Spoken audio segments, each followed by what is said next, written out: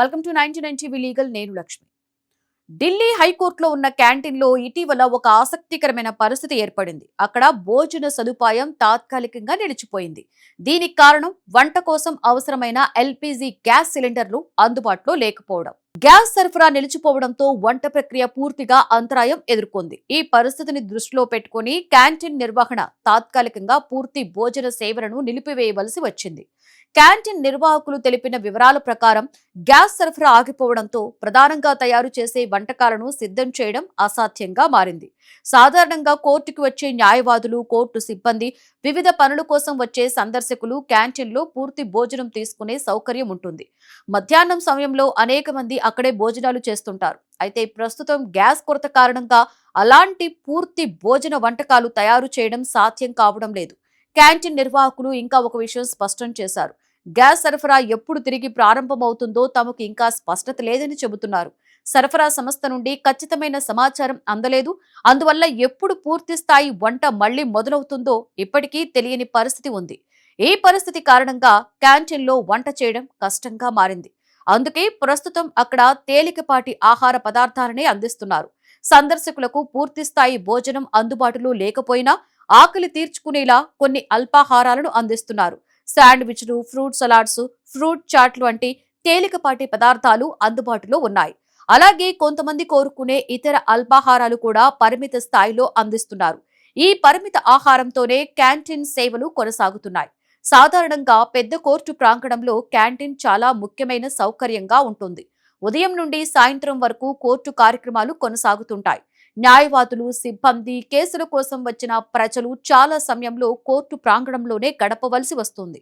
అలాంటి సమయంలో క్యాంటీన్ ద్వారా భోజనం పొందడం వారికి ఎంతో అవసరమవుతుంది. అందుకే ఈ క్యాంటీన్ సేవలు తాత్కాలికంగా పరిమితం అవ్వడం కొంతమందికి ఇబ్బందిని కలిగిస్తున్నాయి. ప్రత్యేకంగా న్యాయవాదులు ఈ పరిస్థితి వల్ల కొంత అసౌకర్యంగా ఎదుర్కొంటున్నారు.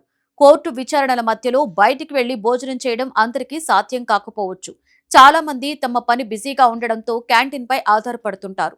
ఇప్పుడు పూర్తి భోజనం అందుబాటులో లేకపోవడంతో కొంతమంది బయటున్న హోటల్స్ ని ఆశ్రయించవలసి వస్తుంది. ఈ అంశంపై క్యాంటీన్ మేనేజ్మెంట్ కూడా స్పందించింది. న్యాయవాదులు, సిబ్బంది ఎదుర్కొంటున్న ఇబ్బందులపై తమకు అవగాహన ఉందని అంటున్నారు.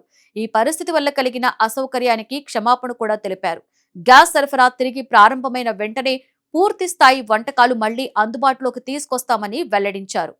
క్యాంటీన్ నిర్వాహకుల ప్రకారం గ్యాస్ సిలిండర్ల సరఫరా మళ్లీ ప్రారంభమైన వెంటనే వంట ప్రక్రియ సాధారణ స్థితికి వస్తుంది. ఆ తర్వాత మళ్లీ పూర్తి భోజనాలు అందుబాటులో ఉంటాయి. అప్పటి వరకు తాత్కాలికంగా అల్పాహారాలతోనే సేవలు కొనసాగించవలసి వస్తుందని వారు చెప్పారు. ఇలాంటి సంఘటనలు పెద్ద సంస్థలలో కూడా మౌలిక సదుపాయాలపై ఎంతగా ఆధారపడవలసి ఉంటుందో చూపిస్తాయి. ఒక చిన్న సరఫరా సమస్య కూడా రోజువారీ సేవలపై ప్రభావం చూపగలదని ఈ ఘటన స్పష్టంగా తెలియజేస్తుంది. కోర్టు వంటి పెద్ద సంస్థల్లో ప్రతిరోజు వేల మంది రాకపోకలు జరుగుతాయి. అలాంటి చోట క్యాంటీన్ సేవలు నిలిచిపోవడం చిన్న విషయమేమీ కాదు. అందుకే గ్యాస్ సరఫరా త్వరగా పునరుద్ధరించాలని అక్కడ న్యాయవాదులు, సిబ్బంది ఆశిస్తున్నారు. సరఫరా తిరిగి ప్రారంభమైతే పరిస్థితి మళ్లీ సాధారణ స్థితికి చేరుకుంటుంది. అప్పటి వరకు మాత్రం క్యాంటీన్ పరిమిత సేవలతోనే కొనసాగించవలసిన పరిస్థితి కొనసాగుతుంది. ప్రస్తుతం భారతదేశంలో గ్యాస్ కొరతపై చర్చ మొదలైంది. ముఖ్యంగా వంట గ్యాస్ అయిన ఎల్పీజీ, అలాగే సహజ వాయువు సరఫరాతో కొన్ని ప్రాంతాలలో అంతరాయం కనిపిస్తోంది. ఈ పరిస్థితి ఒక్కసారిగా ఏర్పడింది కాదు.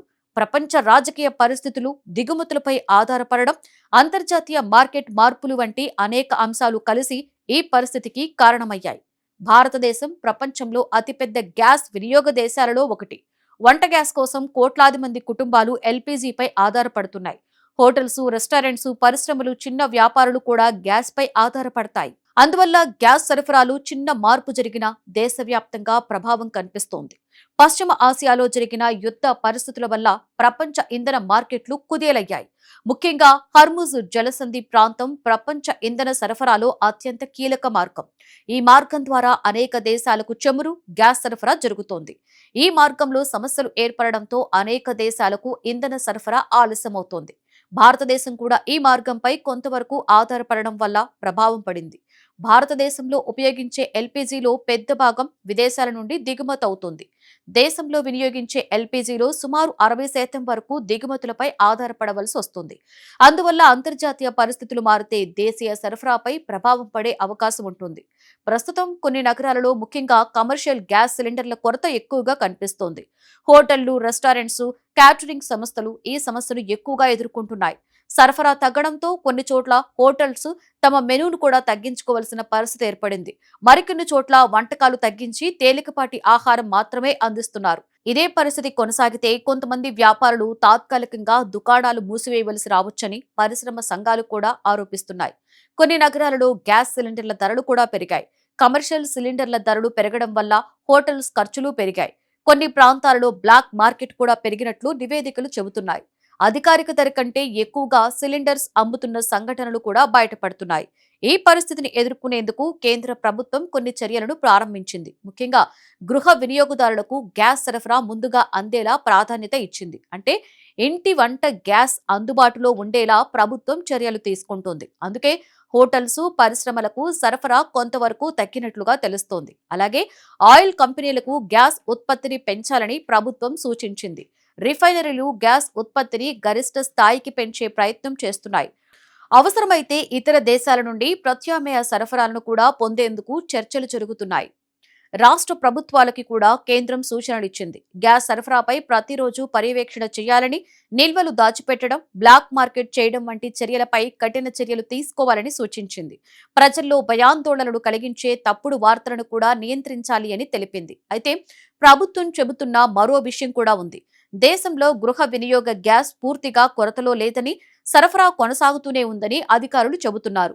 కొన్ని రంగాలలో మాత్రమే తాత్కాలిక ఇబ్బందులు ఉన్నాయని వివరణ ఇచ్చారు. భవిష్యత్తు విషయానికి వస్తే గ్యాస్ సరఫరా పరిస్థితి ప్రపంచ రాజకీయ పరిణామాలపై ఆధారపడే అవకాశం ఉంది.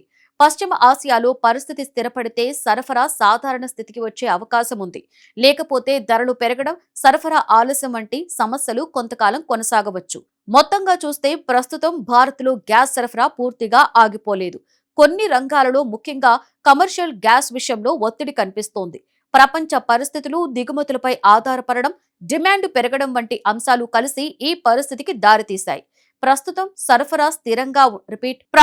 సరఫరా స్థిరంగా ఉండేలా చర్యలు తీసుకుంటోంది. పరిస్థితి ఎలా మారుతుందో అనేది రాబోయే రోజుల్లో ప్రపంచ ఇంధన మార్కెట్ పరిస్థితులపై ఆధారపడి ఉంటుంది.